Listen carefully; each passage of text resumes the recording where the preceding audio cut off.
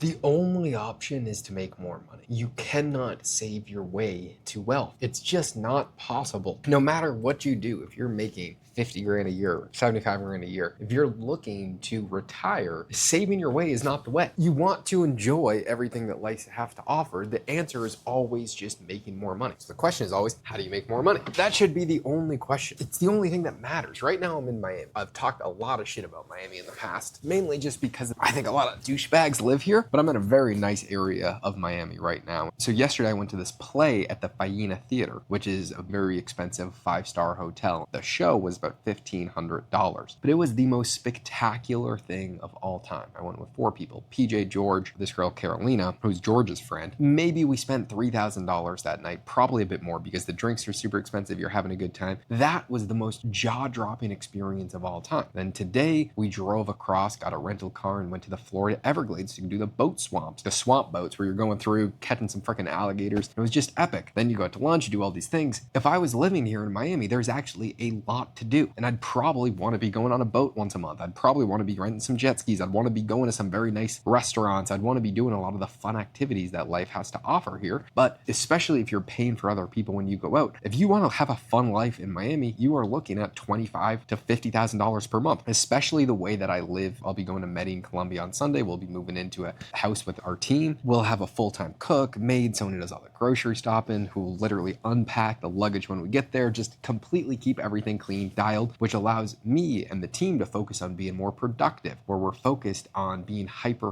productive, trying to make more money, because that is the goal. If you were going to live like that here in Miami, you're talking about $4,000 a month for a cleaner, $3,000 a month for a cook, or someone to come 2 times per week and meal prep for you. You're going out to restaurants, nice ones, a few times per week, 4 times per month. You're looking at another few $1,000s if you're going out and paying for everybody. If you want to live a very luxurious lifestyle, the only option is to make more money. You can say, well, Josh, I don't know how to make more money. That doesn't fucking matter. There is infinite ways to make money. Literally infinite. Every single person is looking for something. If you solve a problem for someone, there is a monetary value attached to that. That is the epicenter of capitalism, of business. It is finding a problem that a group of people has and solving it, and then charging an appropriate amount of money for that. Now, the main thing is, though, your expenses are always going to go up. The prices are always going to go up. Trying to save every single penny and live in a miserable life is the way. It's just not. You actually just live a shitty life. And I say this because this is what I used to do. One of my best buddies in the world, Luke, this is what he used to do when I first met him. He would literally try and save every single dollar and put it into Bitcoin. What if instead of making $4,000 or $5,000 a month, you learn more skills, you grow your business? This is not the actual conversation. He was already busting his ass. You go from making $5,000 a month to $20,000 a month, which sounds so unrealistic for the normal person. You hear that and you're like, that just doesn't even make sense. You just have no idea how much money is out there. You just need to go and grab it. It's incredibly challenging. It takes a lot of effort to do anything. To make money, it is very simple. You provide a good or service in exchange for money. And if you continuously provide more goods and services to more people, you're going to make more money in return. And so what did Luke do? He started making more money, 10, 20, 30,000 plus dollars per month. Now he actually saves more Bitcoin every single month than what he was saving before. Way more, probably double, triple, but he lives a 10 times better lifestyle. He has everything that anyone would ever want in terms of quality of life. But you can only do that if you're making more money. It's the only option. And it's just having a fixed versus abundance mindset of that there is unlimited opportunity, that there's unlimited wealth, there's unlimited things for everybody. Really, the first step is just starting to think like that. The way that I started to switch my mental framework, because I used to be someone that wanted to save every single dollar that I made. It's what I wanted to do. I thought that that was the way, because you hear a lot of people online, at least you used to. Now it's pretty common that people just blow money, which is also stupid,